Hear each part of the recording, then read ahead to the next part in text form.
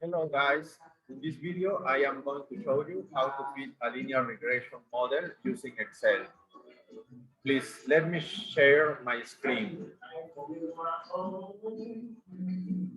Here I have some data about houses in the US. I have the square feet. This will be my independent variable or my predictor variable. And in this second column, I have my response variable. This variable is house list price. So now for fitting my linear regression model, we must select our data. This will be our first step. And then we must go to the top insert tab and select this option, scatter plot. With this scatter plot, we can see that the relationship between our variables is almost linear. Of course, it's not a perfect linear relationship, but we can assume a linear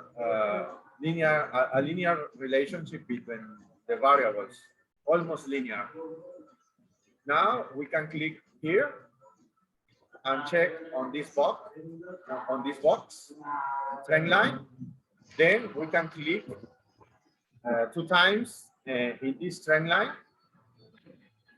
And in the format trend line, we can scroll down and select display equation on chart. This is our linear regression equation. This is the y-intercept, and the number that is multiplying to the x variable is our slope. Now, we can get the slope and the y-intercept besides another summary statistics the following way. We can go to the top data tab, and here we have the data analysis option. We can click here and we can look for regression. Here we have regression. Now we can select our values for the y variable. We must remember that our y variable is house listing price. Here we are selecting our y values. Then we can select our x values.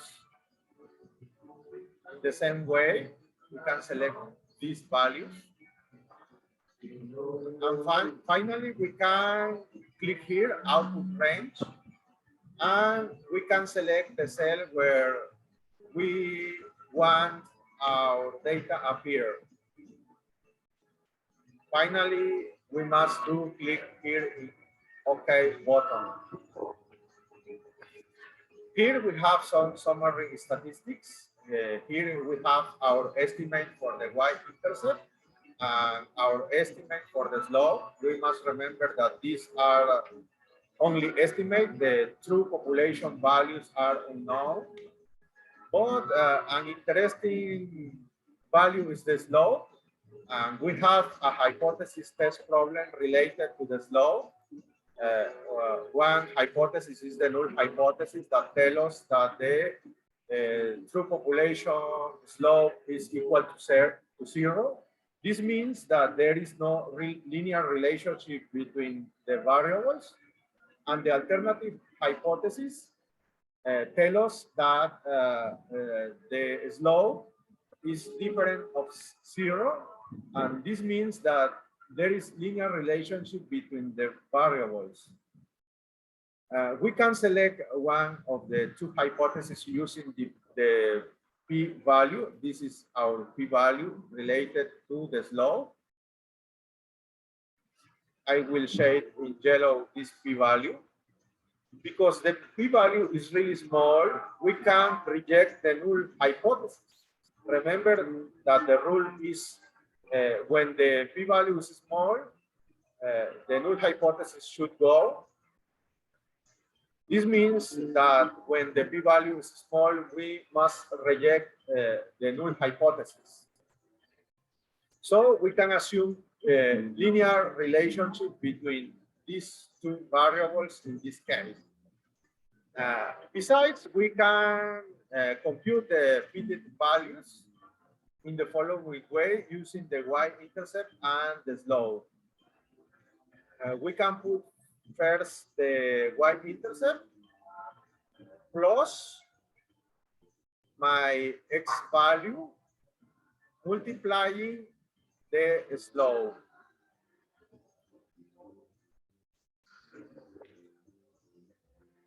And this is a prediction using the model. We can do the same for each value we have. All these values in this column are predictions. And we can also compute the residuals in the following way.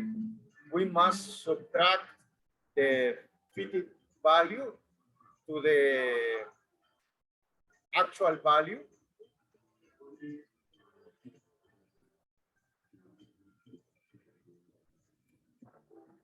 And we must do the same for all the values.